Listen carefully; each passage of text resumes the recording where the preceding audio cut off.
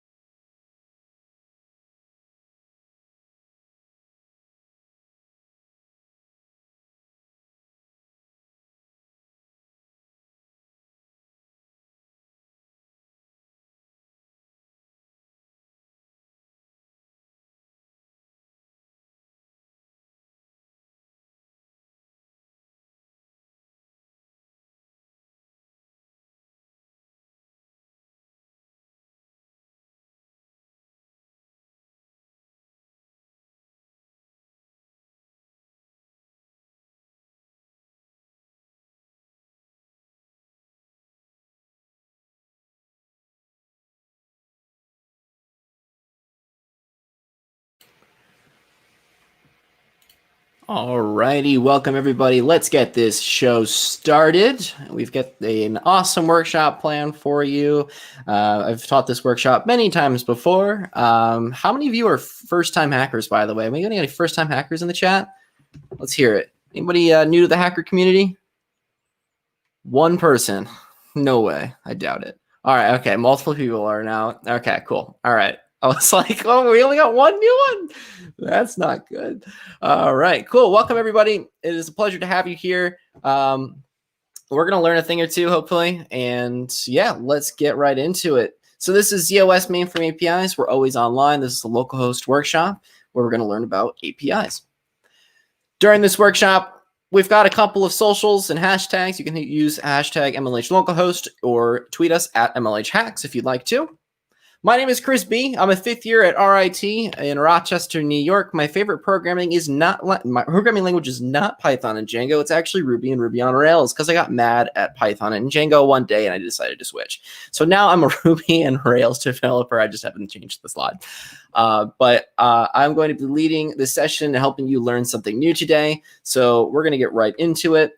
If you don't know what Major League Hacking is by now, we are the global hacker community, and we help empower hackers. We help support over 90,000 hackers worldwide. We help create over 12,000 projects and help support member events in over 400 cities. There are a bunch of other resources available to you as hackers, available at MLH's website, mlh.io. What are we going to learn today? Well, we are going to learn first what a RESTful API is. Then we're going to learn how to set up the API, IBM API Connect. And then we're going to learn how to launch applications online with API Connect and ZOS. I'm going to periodically show you the table of contents throughout this workshop so you can keep tabs on where we are throughout the content. First and foremost, this workshop is going to operate a little differently from our other localhost workshops during Local Hack Day build. Because registration takes up to 3 hours to complete on IBM's side, this workshop is going to run in lecture format. If you do have an account, you can follow along, but your account is not going to be ready until around 3 hours after you register. So come back to this video on your streaming platform, whether it be Twitch, YouTube, or Facebook, when your account is ready, and you can follow along with the recorded version of myself. But start your registration process now so you can access it later. I'm going to give everybody a second or two to go ahead and create the registration. The registration is pretty simple. They do ask a few different areas of information, but there is a 3-day free trial. It doesn't ask for your credit card information or anything like that. And what's really cool is you can keep requesting the same 3-day free trial on the same account, and you can keep trying the IBM ZOS Connect. It gives you a lot of free resources and tools, as well as demo applications on the mainframe that you can use. And one of those demo applications we'll be going over today, which is a inventory system for a grocery store. So hopefully everybody is registering. Does anybody need an extra minute in the chat to register? Is anybody still going? Perfectly fine. Or nobody at all. That's fine too. Just give me 1 second. We're going to give everybody another minute because I know people are still doing it.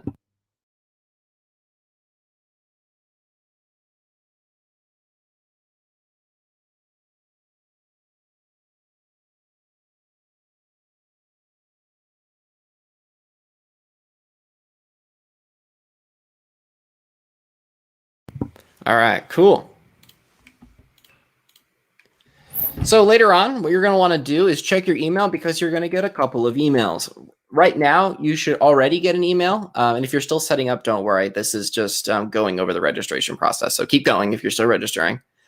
Are you making your own APIs?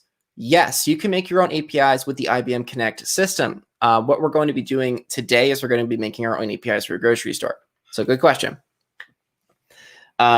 During the registration process, you are going to get an email immediately saying your account has been registered, but the important email is going to come later saying your free trial is ready to be used. In that email, you're going to get an IP address and credential information in order to log into the virtual machine or the mainframe. Mainframe, sorry. So cool. I'm going to give everybody another few seconds or so because I got some people in the chat that are still setting up. Who's been on the stream longest today? Like who's rocking like 8 hours right now on stream? Anybody been here like all day?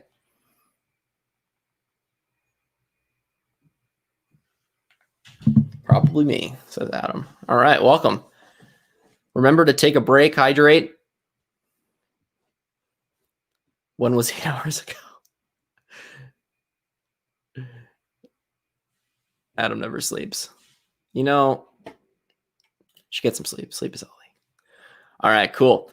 So now that the emails are out of the way, what is an API? Now you're walking the hallways of your high school or college and you're hearing this word or abbreviation be thrown around, API. And you're like, what is an API? I have no idea what that is. It sounds so techie, so buzzy. Well, it stands for Application Programming Interface. And now you know what it stands for. APIs are methods of communicating with online services and applications. They're a simple set of protocols that either send or receive data. APIs are what make it possible to download weather data in the background on your phone and check for new email in real time. So how does an API call work? Well, let's use an example website really quickly. So take Amazon, for instance, right? We know Amazon.com has a website. That is what you as a user interact with to perform transactions, to update your account settings and such. But your account data isn't stored or shouldn't be stored on the front end. It's stored on something called the back end, which is a server that is in a data center or warehouse, and the data center handles all those back-end transactions as well as all the secure stuff you do not want your users generally touching. And we expose the functionality of the backend through endpoints or APIs. So as you can see on this slide, the application running on our machine, or in this instance, Amazon.com, makes a request through the unsecure internet to Amazon's backend servers. Amazon does its stuff in the backend, and then it sends the response back through the unsecure internet. That's why we use encryption, back to the application running on your machine. And in this case, it would be Amazon.com's front-end website running on Chrome, Safari, Firefox, Internet Explorer, if you're still using that. Please don't. But anyway, what is a RESTful API? RESTful stands for Representational State Transfer and is a very popular software architecture. It uses HTTP protocols to interact with databases and send data to users. HTTP methods like GET, POST, PUT, and DELETE are used to select the services accessed from APIs. There are more methods in HTTP, but these ones together become RESTful. Each HTTP request has some common content inside of it. We have type, headers, body, or in other words, payload. The IBM ZOS mainframe has a lot of great capabilities, including a user-friendly GUI, or graphical user interface, environment for API configuration, support for many different API technologies, quick setup and low modification overhead, and abstraction of complex services and automated application management and monitoring. So what are the benefits of using a service like IBM Z? IBM is currently running on 44 out of the 50 major global banks systems to run their mission-critical APIs all over the world. IBM mainframes can run multiple types of applications and technologies. They can be used outside the financial sector for database management, internet-facing services, and online applications.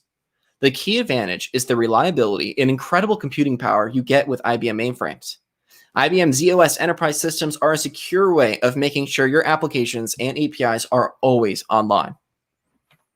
So how would you as a developer benefit? Well, IBM ZOS enterprise systems are a secure way of making sure your applications are always online. You benefit from always having your applications accessible to your users, and anything you host sits behind decades, literally decades of security and engineering experience, making sure that your users' data is safe. You can utilize dozens of utilities and extensions to modularize and speed up and design the execution of your applications using any technology. The API economy is a term often used to refer to business purpose APIs. APIs let companies reach into huge online ecosystems, and these organizations can utilize services from other organizations, reduce efforts required for sharing resources and technologies, and allowing customers to choose how they interact with companies online, providing new and enhanced experiences. What trial do we need to register for? Well, there is a trial for the, let me put it in the chat really quickly. I'll put the registration in the chat.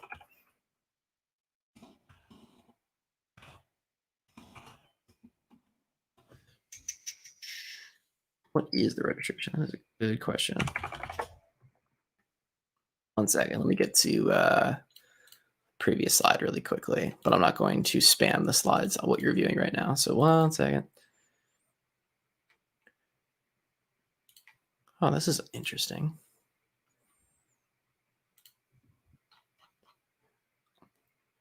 Oh, wow. 1 second. Let's get that workshop link, everybody in the chat. All right, I've got it. Here's the link to register for the free trial. Again, it's going to take around 3 hours for it to actually process and register, but you can come back and view the recording later on Twitch. All right, cool. Next up,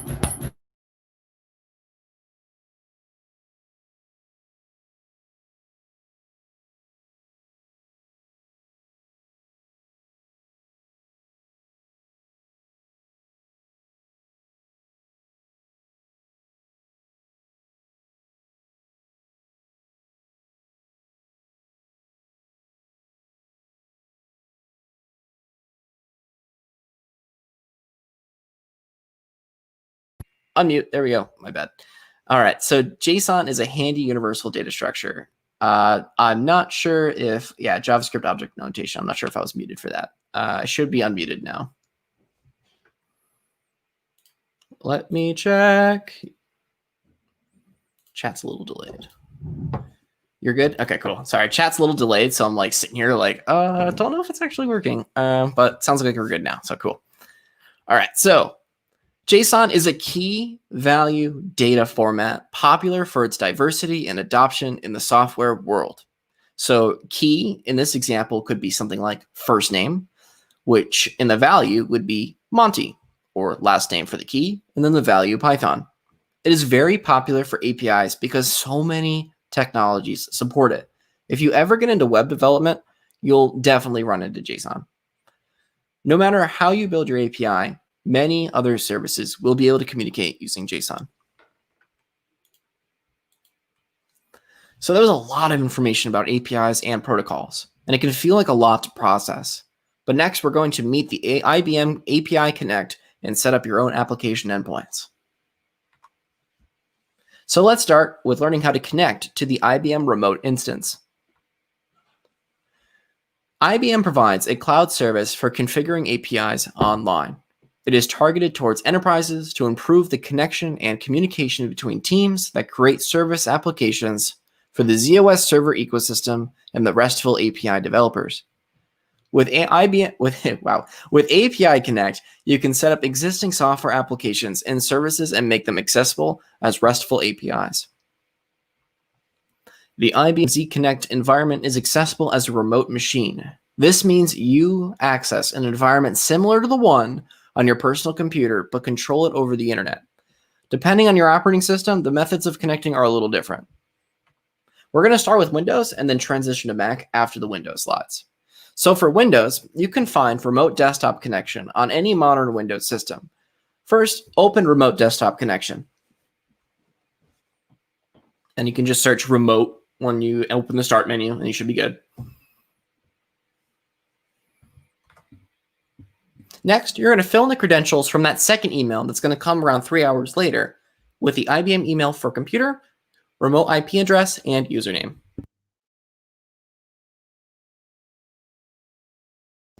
And don't forget the part of your username before the backslash.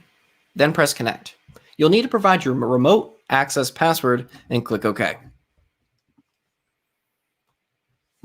For Mac, it's easy as well. All you need to do is download Microsoft Remote Desktop 8 from the Mac App Store, and then you're ready to go. There's just a few more things we have to configure, and that's the same stuff from the Windows users. After we open the Microsoft Remote Desktop, we need to click on New, and this will open a new window. In that new window, we're going to fill in the credentials for IP address, username, and again with the backslash, as well as the password. Then we're going to set the connection name to something memorable, like ZOS MLH Trial. After, you should be able to see a new available connection, which is the one we just configured. This will allow you to quickly connect directly to the IBM ZOS desktop machine. Select Start to connect to the remote IBM ZOS Connect desktop. And just like that, you'll be connected to your IBM Z trial. And it was a pretty seamless process, so let's get into it. Welcome to IBM ZOS Connect. So your window right now is going to look like the ZOS machine functions, which is like your computer's graphical user interface. So what we're going to do is once you're inside of your instance, you're going to double click the IBM Z trial wizard to get started. And we got a question in the chat that says, again, explain which part is confusing, and then I can help explain it, hopefully. Just let me know. I am watching the chat as well, so just let me know if you have any questions. Just throw them in the chat, and I'll be sure to try to get an answer for you. And after we open up the trial wizard, we're going to open the expose a CICS program as a RESTful API. And then within that, we're going to click Explore Scenario. Once you click Explore Scenario, you should be looking at the IBM Explorer starting up. This is the GUI to let you create your ZOS Connect API. Oh, cool. You actually got in. Cool. Oh, you just entered now. Yeah, so if you just entered now, make sure that you register for a trial. And right now we're just going over everything for setting up the environment. And yeah, that's pretty much it. We're just setting things up right now. Nothing too hard.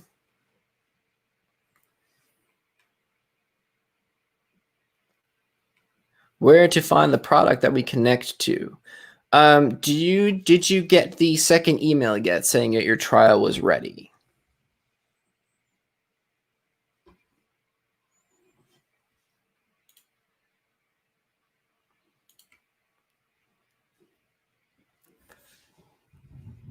You did get the email. Cool. So the application, it should be right on the desktop. Where is my cursor? So if I go back really quickly, right on the desktop, you should see the IBM Trial Wizard.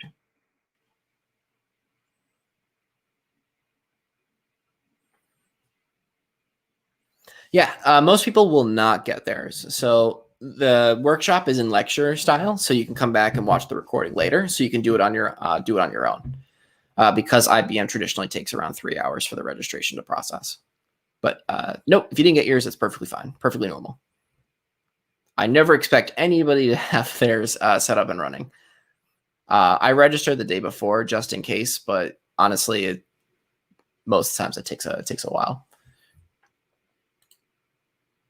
Okay, once you are in the trial application, the window is open. Can I link the PowerPoint? I could probably see if there are some participant slides. Yeah, let me take a look after the workshop ends and see if there are any participant slides. So once the window is open and you've clicked on the IBM Z Trial Wizard, you're going to navigate to the rightmost option, expose a CICS program as a RESTful API, and then click Explore Scenario.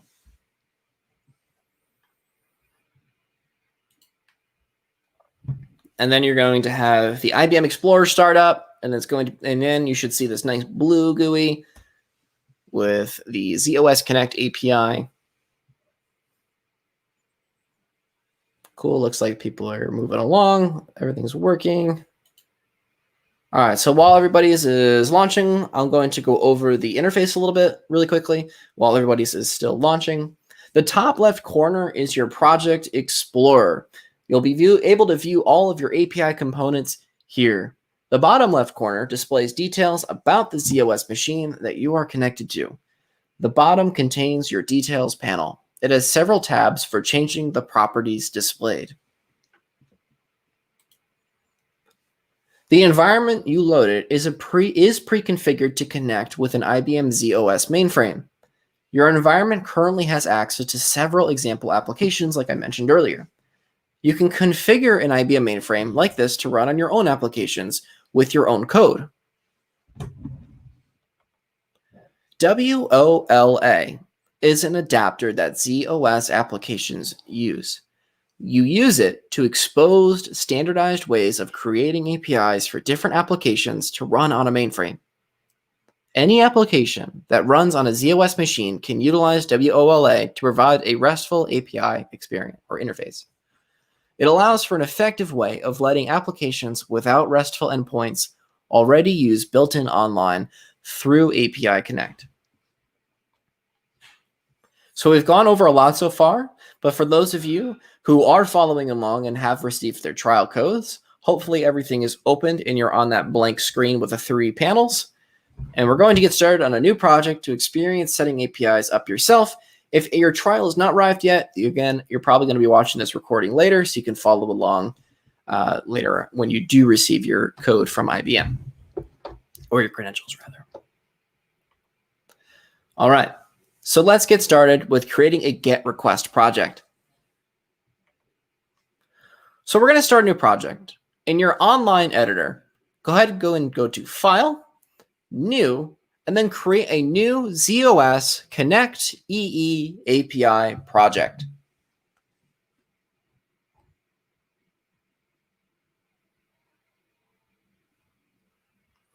Cool.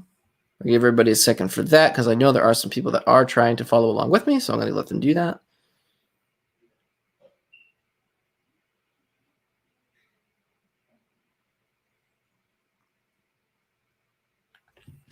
All right, cool. This window is going to pop up. Name your project catalog, and it has to be spelled exactly like this because it's going to auto-generate your API name in base path fields. And then set your base path to /catalog manager, where the M in manager is capitalized, but the C in catalog is not. And then go ahead and click finish.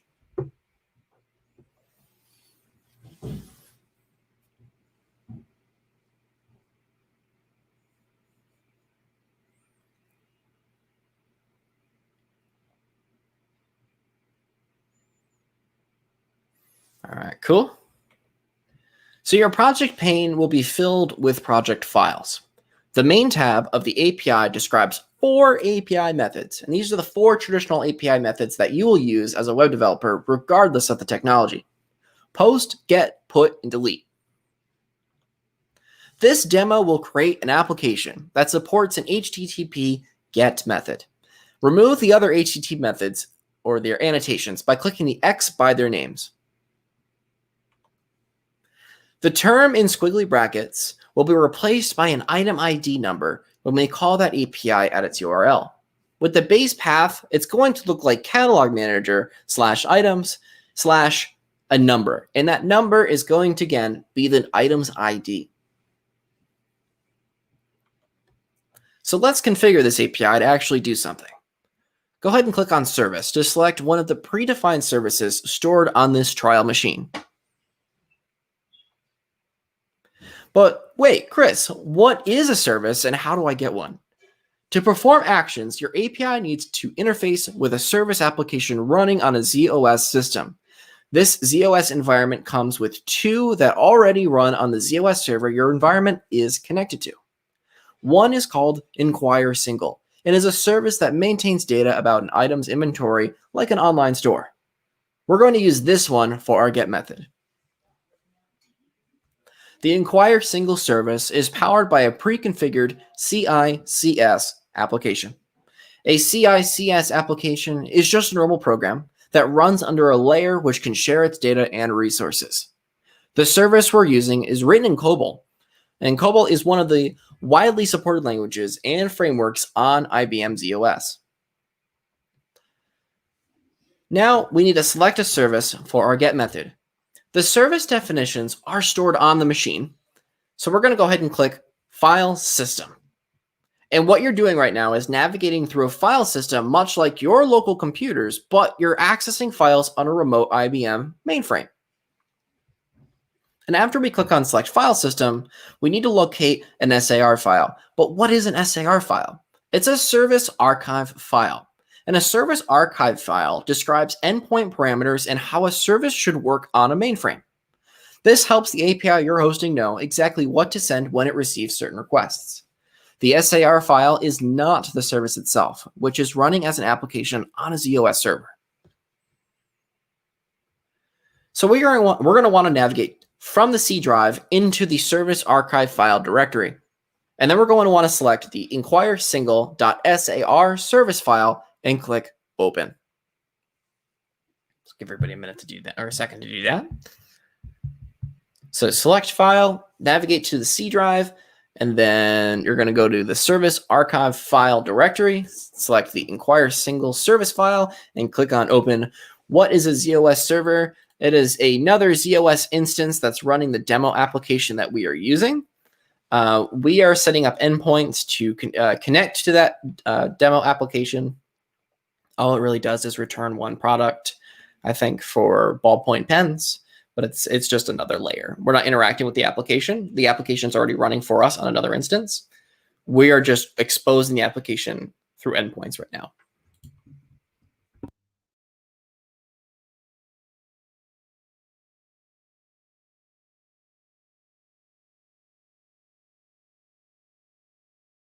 All right, cool. A confirmation listing of the imported services will pop up, and your Inquire single should be displayed here. We're going to click OK and close the service importer. Now we need to map our get method. This lets your service know which parts of an HTTP request it needs to respond to. Right-click on Mappings, which should still be located in your main pane, and select open request mapping. What you will now see is the request mapping view for your API's GET method. And you can see all the components that make up your GET request on the left, and you can see all the parameters that make up the request single service on the right. The CA request ID parameter tells the service exactly what to do. You will need to assign a value to send as this parameter. Right-click CA request ID and select Add, Assign, Transform from the drop-down window, or menu, rather. Got a second email from IBM and thought it was my IP address, but it wasn't. Sorry to hear that. That's a bummer. Yeah, usually it's going to take a while. I think I've made multiple free trial requests, and it took a while for all of them to come in, but then it bombarded my email with like free trial links and credentials. I was like, that don't need all those links. All right, cool. So going back a slide, what we did was we right-clicked on CA request ID and then added an assignment transform. And this is going to let us map a value to your parameters for each time a GET request is sent to your API.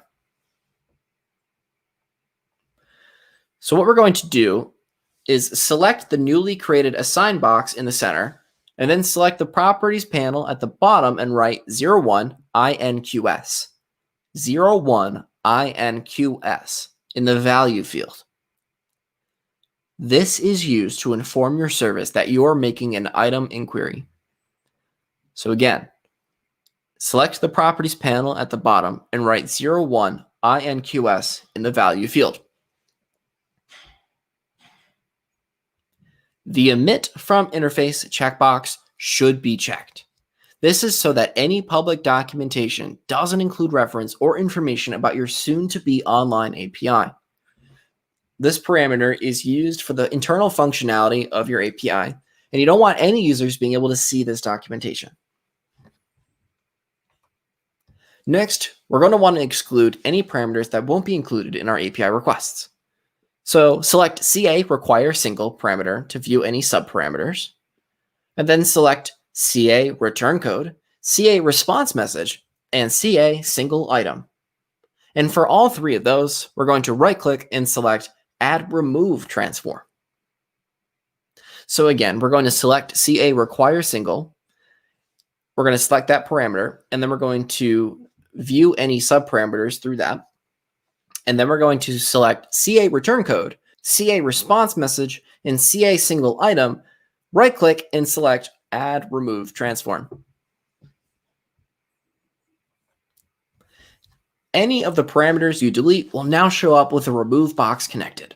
This indicates that they are not a documented part of the request that you are configuring. Oops. Previously, you configured an item ID as a variable for the GET method, URL. Click and drag item ID from path parameters on the left-hand side to the CA ref rec on the right. This creates a connection between the variable in your requests and the item reference request to the inquire single service.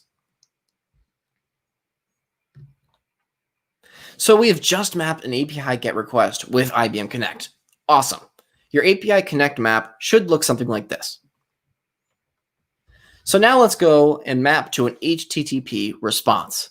In the main API editor, you now need to do a similar process for configuring responses. So on your GET request item, click on Mappings and select Open Response Mapping. And this is going to look very similar to the mapping window for your request. Your HTTP response is on the right, and your parameters are going to be mapped from the service to the HTTP response fields. There are a few parameters your responses don't require. The CA item ref rec and CA request ID are items set during the request, so your response doesn't need them either. Select the CA item ref rec and CA request ID, and again, we're going to click them and select Add Remove Transform to get rid of them. So CA item ref rec and CA request ID, click them and get rid of them. This is going to make sure that they're not part of your response, nor part of your API's documentation. So your map should look like this now. It should indicate the two fields have been removed for the HTTP response.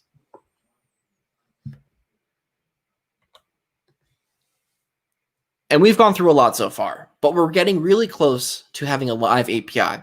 So let's learn how to deploy your API to z/OS to actually see the results. So to start deploying our API, we're going to find the project or our project in the Project Explorer. Right-click on Catalog API, and from the drop-down menu, select z/OS Connect EE. The menu will expand, and then from that menu, you're going to select Deploy API to z/OS Connect EE Server. You're going to see a new window appear, so let's make sure the server is actually connected. If the server is disconnected, the OK button is going to be grayed out. If there is a message that the server is disconnected, click on the red box icon to reconnect it. Select OK to start the deployment process. The red box will turn into a green circle when it's connected. Now look at the wonderful green bar go, and we're just going to sit tight and let the magic happen. So I'm going to give everybody a minute to go ahead and start the deployment process, because again, it's going to take a minute for the green bar to swoop, and I'll be right back in just a second.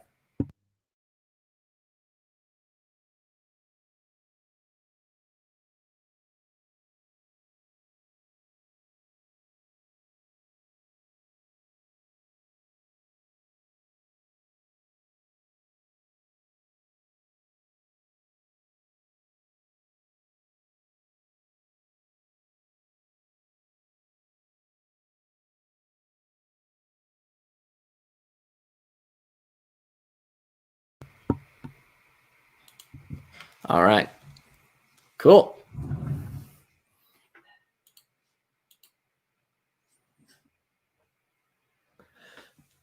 After the magic green bar is finished, your first endpoint is live. So let's see how you can test this to see if it's actually working. We're going to use a tool called Swagger. Swagger is a tool for building and documenting APIs for most technologies. Swagger allows you to use and test all the resources inside your API from a visual interface. So let's learn how to use the Swagger UI. So in the bottom left pane, we're going to expand the z/OS with a colon and the 4 numbers where it's going to be your port, server tree, and locate your deployed catalog API. Right-click on it and select Open in Swagger UI. From here, this is going to open up Swagger in your main environment. You should see your API name at the top, and then the base URL of the API named default. We're going to go ahead and click on default, and here you can see the request body of your get method. It contains all the parameters and the values you mapped previously. You can find the item ID variable you put in your base path here. There is a special field generated for it. In the item ID field, go ahead and enter the value of 10. The item with a reference number of 10 is the only one this demo maintained a record of. So go ahead and enter that value of 10 now.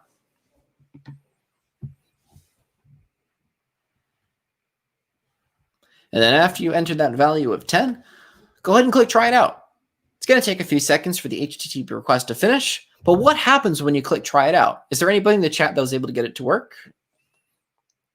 And what's happening is Swagger is going to send an HTTP request to your API with the required parameters, including item ID set to 10, and it's waiting for a response from the application. So in this case, Swagger is our front end, and the mainframe is our back end, referring to our analogy of the cloud being the internet.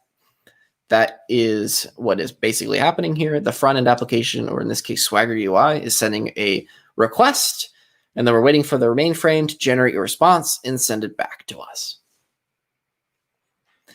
And then once we get the response back, the interface will update for us automatically. And you should now be seeing 2 bits of information about the request Swagger just made.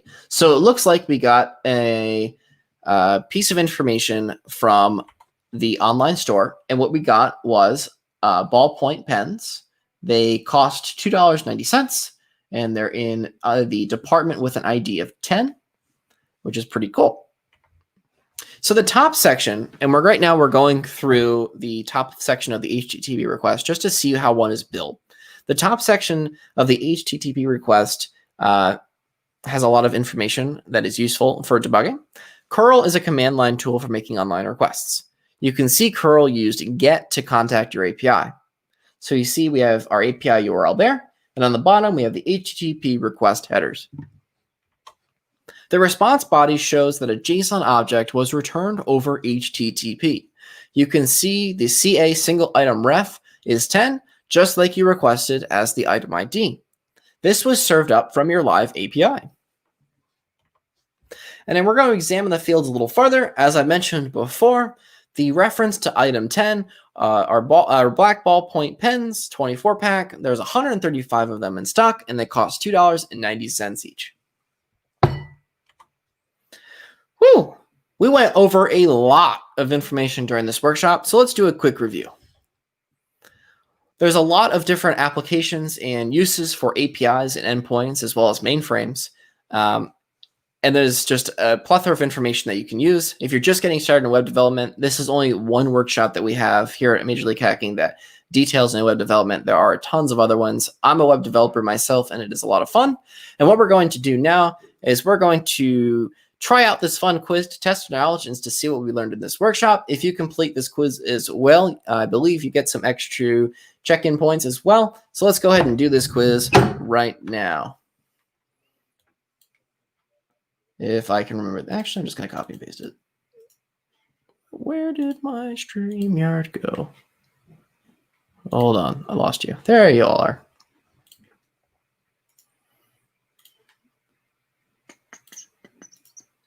Paste and go. Which MLH localhost event did you attend? This is hard.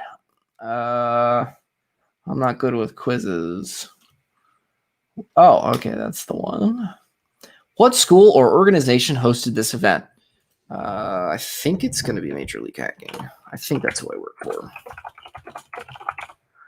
What is the email address you used to sign up for this workshop?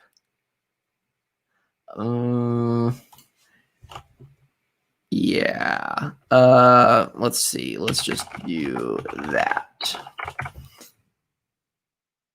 Oh, it does say LHD build 2021? Yeah, do that then. Go ahead and put LHD build 2021.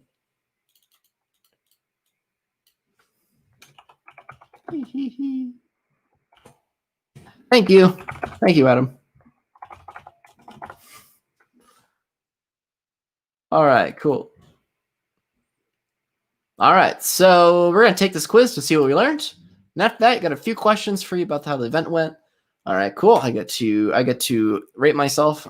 How likely are you to recommend Major League Hacking to a friend or colleague? Extremely likely. How likely are you to recommend MLH localhost events to a friend or colleague? Extremely likely. All right, cool. What part of the workshop was most helpful or interesting? This is awkward, doing it on yourself. Which part of this workshop was helpful? All of it. Did any part of this workshop not work or not make sense? None of it. Would you like to opt into receiving a bi-weekly localhost MLH Hackathon newsletter? No, because the email doesn't exist. Anything you'd like to tell us? Hi from Chris B. I don't even know who reads these. Somebody reads them. I don't know who. Or I'm all done. Woo! And I earn points. Is that? I don't even know if that's a lot. Can coaches earn points? Oh, it doesn't matter. I don't have many anyway. I'm not winning anything. All right, cool. But anyway, right. Let's get back into these slides really quickly. And again, as we say with every localhost workshop, learning shouldn't stop when the workshop ends. Be sure to check your email for access to these workshop slides, practice problems to keep learning, deeper dives into key topics, instructions to complete the Master the Mainframe contest, and instructions to become a recognized Master the Mainframe facilitator, and more opportunities from Major League Hacking. My name is Chris B. from MLH. Well, from MLH is not part of my name. I'm from MLH. But it was nice to have all of you part of my workshop here and to learn a thing or two about mainframes and APIs and a little bit of web development, front end, back end, and full stack. If you have any questions, you can throw them in the chat. The next event we've got coming up, I believe, is in 30 minutes with Jacqueline, which I actually... Can you play Chrome Dino for us to see if you can beat Jack? What is Chrome Dino? Is that the thing where you go offline? And like the how do you even get... Yeah, if that... Is it the thing that you go offline and you try to bounce over like cacti and stuff? Okay, let's see if this works. If you're tricking me and having me go to a site, I'm going to be very upset. Oh wait, this is Safari. Hold on. New window of Chrome, please. Nope, that's not it. Oh, Dino. Thank you.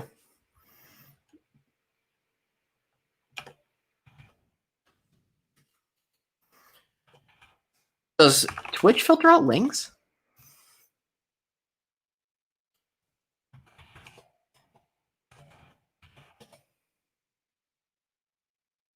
How do we get to it?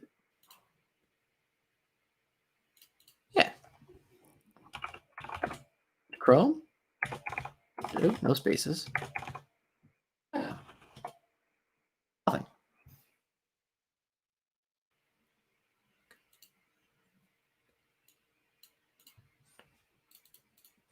I swear I can operate a computer. Oh, perfect. All right, let's do this.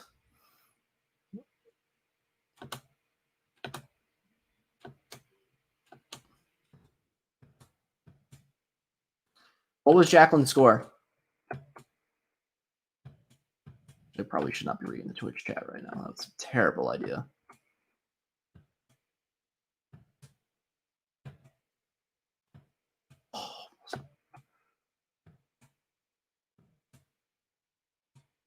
We should have all the coaches play this game just to like have our own leaderboard going. Oh, why is it going faster? My eyes are starting to like... Oh, really? I thought I was going to make it under. All right. Does anybody know what Jacqueline's score was? Whatever. I'm going to play again. Whatever. Let's go full screen. Let's get optimal screen resolution going here. I actually have a harder time at the beginning because it's so slow. 500? Okay.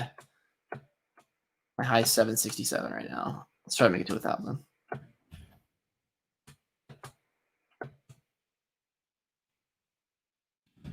Oh, this is getting tough. Your eyes start to like glitch out because I don't blink, or at least I try not to. And then I'm like losing vision. So you heard that right. You're watching somebody actively lose vision on an MLH Twitch stream. I don't know what score, but something's blinking over there. It's getting faster. When did the flying birds come in? There's a flying bird. Another one. Made it this time. Another flying bird. Another one. We have crossed 500. We are on a roll, everyone. Oh, almost got me. What light mode? I did not know light mode was part of this game. Oh. Wait, did I time my... Okay, awesome. 797. We're gonna... Oh, I'm gonna give this one more go because I want to see if I can hit 1,000. All right. I really hope there's not another workshop that's supposed to be happening right now because Ryan's gonna kill me. 583. Okay.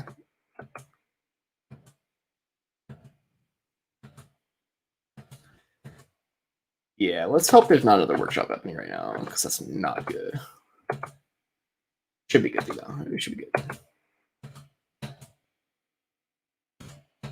Oh, my spacebar didn't register. Nobody saw that. Nobody saw that. Nobody saw that. It is so addicting. It kind of like makes my internet want... It makes me like want my internet to go down. But now that I know how to access it directly...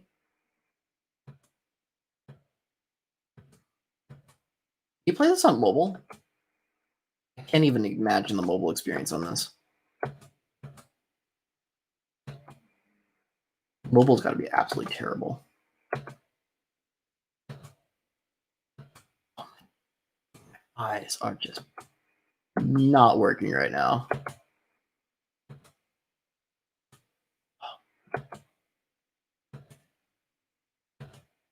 You know what we should really count is like which coach blinks their eyes the least while playing this game, because I think I would win that.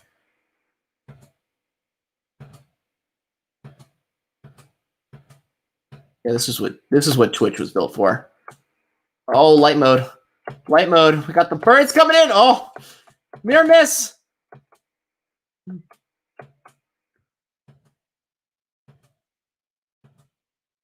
Oh, back to dark mode. We're getting faster. Why is it getting faster? What's the max speed on this thing? Oh, jump. Oh, no. We hit 1,000, everybody. We hit 1,000. All right, we're at 1,034. So when Jack comes back on stream, 1,034 is to beat. Don't forget the down arrow. Wait, there's a down arrow? There's a down arrow? You're telling me? Oh well. We hit 1,000 without using one of the controls, and I'll take that. All right, cool. Well, all right, sweet. So there's 26 minutes till the next event with Jack. You all can hang around here until then. Down arrow to duck. Interesting. I did not know down arrow. Oh, that would help so much. You want me to play Dino for 26 minutes? Okay.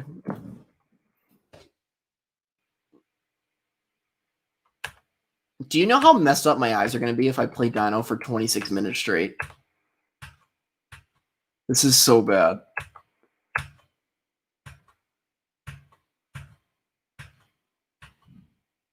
Uh, 1,073 is the 1,034 is the score to beat right now. For those of you just tuning in, we are in kind of some downtime between our two workshops, so I'm just trying to beat my own high score in Dino. If you don't know what Dino is, it's the Chrome game when your internet's not working. So we're trying to beat the high score of 1,034 right now. We're going to see if I can do it. I just learned one of the new controls, which is duck. Oh, it worked! Thank you, Adam. All right, cool.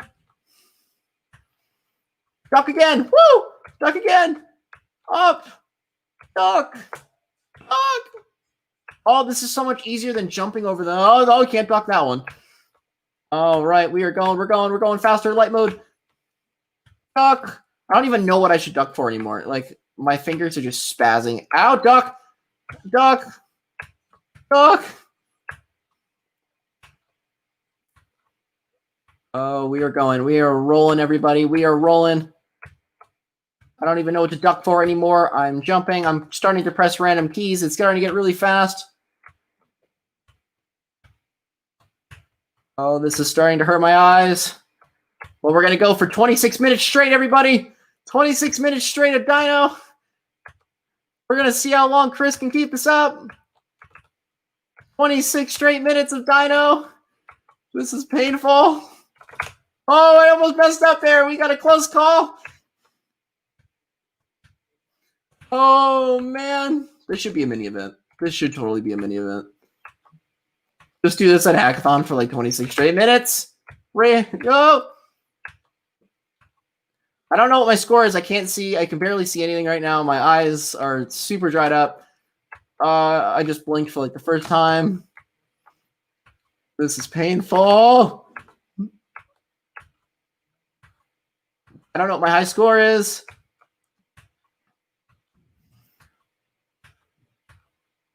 Man. Dinosaur needs to slow down. Oh, we almost made it there. We almost missed it. My finger slipped on my keyboard. That would have been a disaster. Absolutely a disaster. All right. I think my mouse is moving. Is it moving? Or is my eyes playing tricks on me? Oh, we just missed that. We just missed the bird. If you're just tuning in, we are playing Dino for 26 straight minutes. We're going to see how long Chris can make it. Can anybody Google what the world record is for this game? Because we're going to beat it tonight.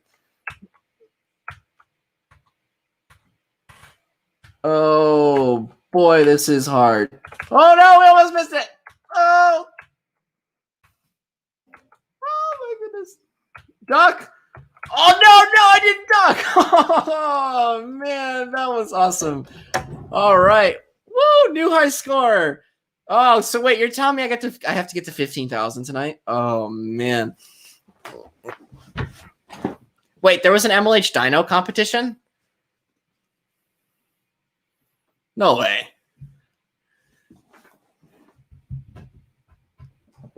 Oh, that's a bummer. All right, well, it's recorded here, so you have proof that I have taken the ranks. That's all right. No points. Whew. Wait, how much time did that even kill? I think that killed like 4 minutes. I guess we got to go again. All right, 3,337 is the score to beat. Can Chris do it? Let's find out.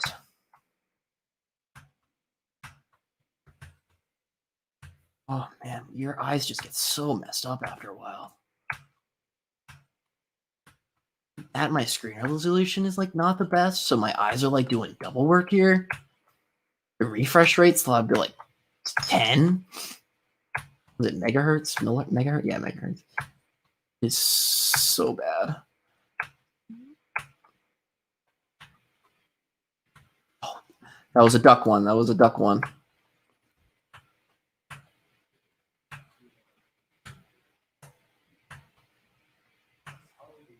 Termination. Termination. Oh, I hate when it switches to light mode. How come it only switches to light mode once? Or does it switch again later? Like our last game, we only hit one light mode.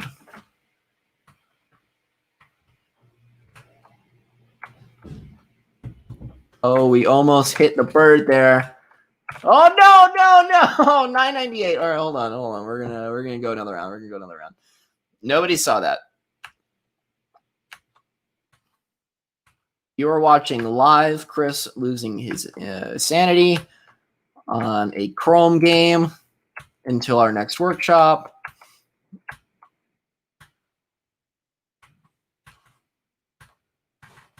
What? Okay. Got to stretch. I can't believe this is enjoyable for some of you. Just watching a timeout. Can anybody whip up a Python script to automate this? Using a using something like Selenium to control the browser. Okay, my hand is officially now twitching. I can feel it moving. That's not good. Those pairs of 3. I guarantee you that's what I'm going to mess up on this round is the pair of 3. Pair 3 tall.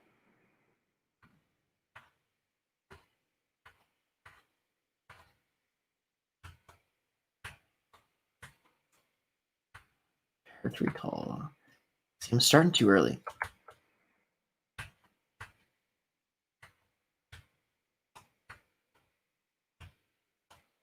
Oh! Almost had danger there. Ducking is really coming into use now. We made those jumps before. Oh my god, we almost hit that one.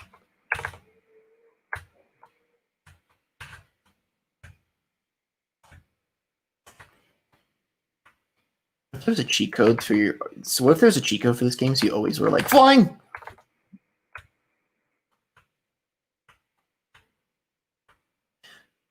We can just have an impromptu dino competition right now. Who wants to play? What if Dino had multiplayer? Oh, that would be amazing. It's like marbles, but dinosaurs. A line runner. Great. Back to dark mode. It'd be a real bummer if I was playing this game on the verge of like sunset when my computer switches to light dark mode. So it'd completely mess up my browser. Ah!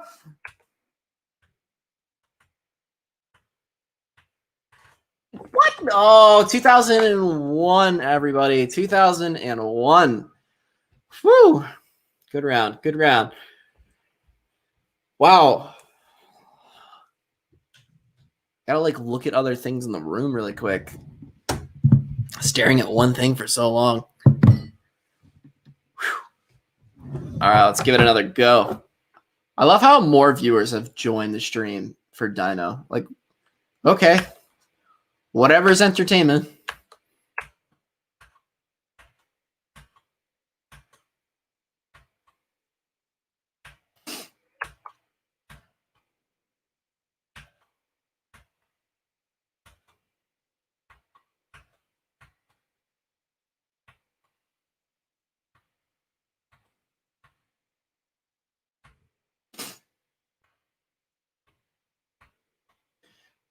Starting off with the early rounds.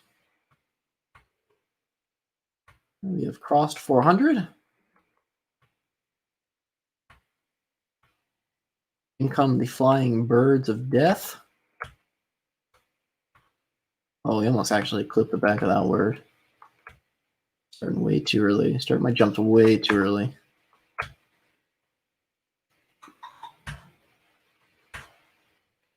And that light really messes with my eyes. We actually, my first hackathon project was a game like this. It was using GitHub's Octocat. The game was called, it was a trampoline-based game. So what you had to do was something like this. But you had to jump on the Octocat's trampolines, and we distracted you by like glitching your screen out, making flying objects appear, flashing random Git messages on your screen. It was a pretty cool game. You know, it was only a second year. It was my first hackathon project. Not too bad. Didn't win anything, but it was still fun. Again, hackathons aren't about winning. They're just about creating projects and just having a good time. Honestly, I socialize a lot of the time at the hackathon anyway and get distracted. Oh, wow, this game is getting faster. This game is getting faster and it's uncomfortable. My hands are getting cold. This is uncomfortable. I've been doing it. Oh, nobody saw that. Nobody saw that. We're doing this for 26 straight minutes.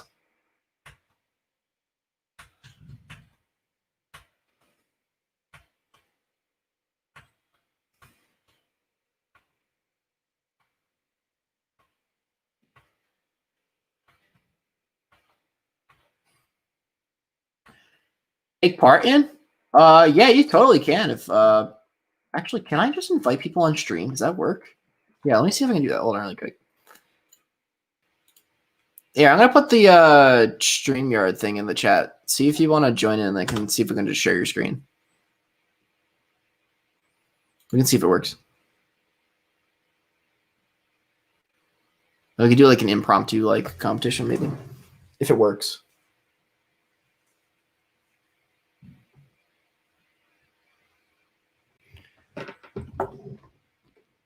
And start sharing your screen, Adam, and I'll see if I can put it on there. Maybe if I take my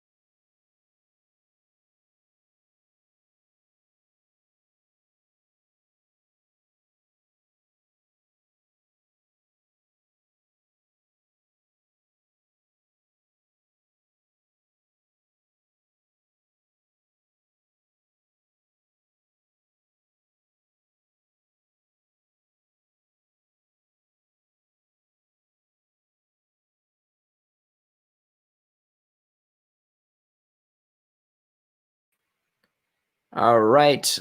I don't know if my sound was gone there, but we have crossed 11,000. Adam is rolling right now.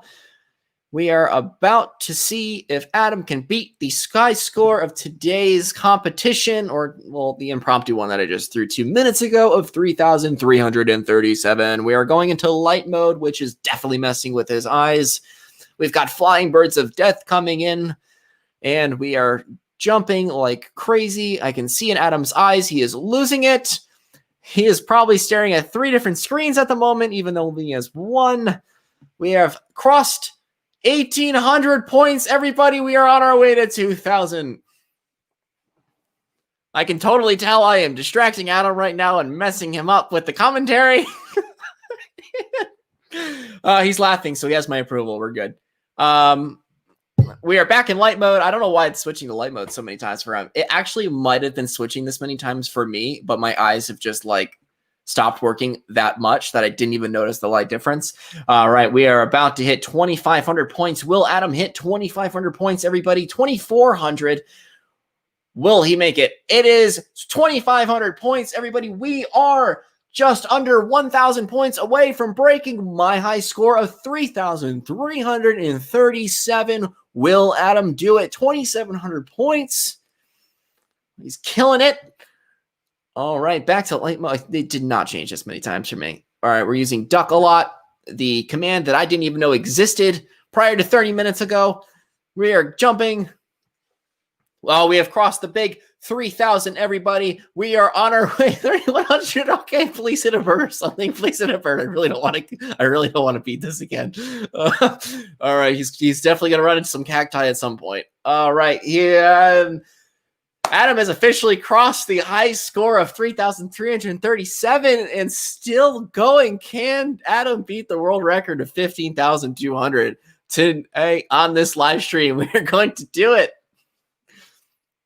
If any of you are joining this live stream, this was definitely on the local hack day schedule, and this was definitely an approved event that I'm running. It doesn't matter. We're having a good time. We're having a good time. All right, everybody. We are about to cross 4,000 points. We have hit 3,900. And 4,000 points has been hit. The screen is like glitching out right now because it is so fast. I don't even know how we're doing this. This is insane. All right. Can we get to 4,500 points? Adam is determined. I can see it in his eyes. I'd put him on stream, but I'm not even going to mess with his controls because with my luck, I'd completely corrupt his web browser. All right. 4,500 points has been hit. On the road to 5,000 points. Will Adam hit it? This is going to be really exciting. Again, we're only 10,000 points away from hitting the world record. Only 10,000. Not a big number at all. So let's see if we can hit it. We're about to cross 5,000. This is definitely going to take me longer than 26 minutes to beat. And we have officially crossed 5,000 points, everyone, with that voice crack. 5,000 points. All right. 5,100. Being a commentator is super difficult. I don't know how people actually do this for a living. I wonder if this game's going to throw you any wrenches when you hit a certain point. Does it just keep increasing the speed to infinity, or do they just expect your mind to absolutely lose it after a certain point? Who knows? We're going to find out. I don't know if anybody has seen a score this high in Major League hacking history before, but we are witnessing history, everyone. We are witnessing it.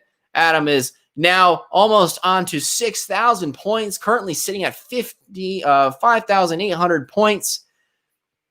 That is right, Electric. It is incredible. Can you even get to the end? Well, we're going to find out tonight. Can Adam reach the end of the Dino game or the Internet Offline game? Woo, we are killing it. I've crossed 6,000 points. We are going to 6,300. Yes, welcome. Oh, is this Jack is back? Okay.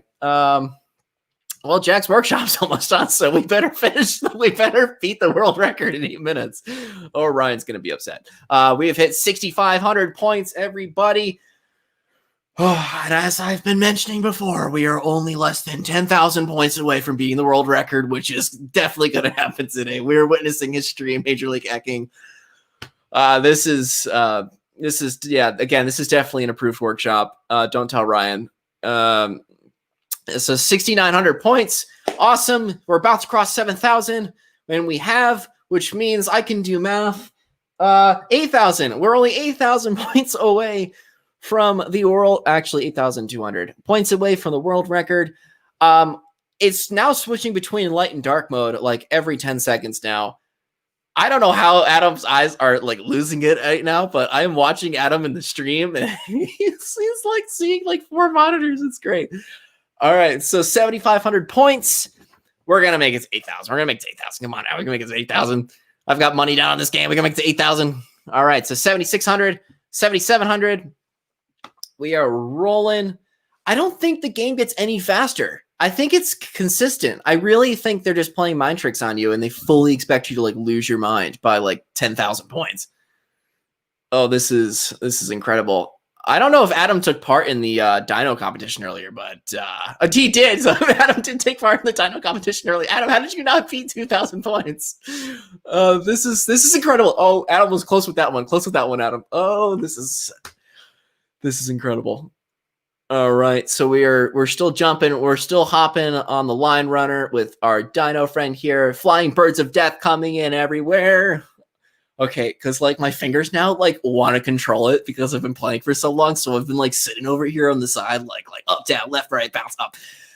All right, our viewer count is going down. I don't know why. We are actively beating a world record. Obviously, people don't want to witness history right now. I don't know what's going on. But we are about to cross 9,000 points, everybody. 9,000 points has been hit. I really hope we're not running another Dino competition this week at a local act day because this is going to be incredibly hard to beat. This is an incredibly high score to beat. I will tell my kids I was there when it was happening. I hope you do because you are witnessing history happen, my friend. History is being made today. Chris, what did you do? I ran a localhost workshop and I witnessed history happen with a mainframe workshop. So now what we are doing is hopping over cacti, trying to avoid flying birds of death, and we are about to cross 10,000 points, everybody. We are 200 points away from crossing 10,000. Can we cross 10,000? Oh, will Adam do it? Adam has officially crossed 10,000 points, everybody. We are on the road to 15,200. We're not at the Guinness World Record yet, but trust me, we're going to hit it tonight. That is going to be the accomplishment of today. You heard it. You heard it here first. All right, we're still rolling here. 10,400. We're on our way to 11,000. The crowd wants a world record. They are demanding it. Adam, the pressure is on. Let's hope your battery is fully charged because that would be unfortunate. I hope Adam really looked up the world record and it is not something like 1,500, 200 or 5,200 because that's really unfortunate. For those of you just tuning in, we're playing Dino for 26 straight minutes while we fill the stream time between the two workshops. Next workshop starts in 3 minutes. So we're going to have to like beat the world record here, Adam. So it's 11,200. I'm pretty sure he's got like a Python bot working at this point. Like, I don't even know if this is real. Oh, Adam's shaking his head no. Okay. I was going to say, is this some like select? Oh no, it ended. Adam ended at 11,443 points. Great job, Adam. That was some awesome performance on Dino. There's Adam there really quickly. So congratulations. What is that? Why is that the ASCII table? Why is the ASCII table up? Wait, were you cheating using the ASCII? I don't even know if that's possible. I can barely look straight. Like I'm literally shaking. Oh, congrats, everybody. I'm trying to find my Twitch window, but I can't find it anywhere. That's perfectly fine. I kept track of the scores as well. I have like 13 different Twitch windows running right now. It's really uncomfortable hearing 13 versions of my voice, but I really don't feel like closing off 32 of my Google Chrome tabs. And I'm sure there are those of you out there that have 32 Chrome windows. Oh, hold on. It's literally, here's StreamYard. It's literally. Oh, look at it. It's like 80 of me. Perfect. Oh, that's what the world needs. 80 of me. Oh, Perfect. I'm still shaking. All right. All right. Jack So, was here. Hi, Jack. oh yeah, Jack's here. We should probably switch to the other workshop. That should probably be happening. Yeah, record your score. I'm gonna try to see if we can do this throughout the week because this is fantastic. And the score is close. The score is 11,443.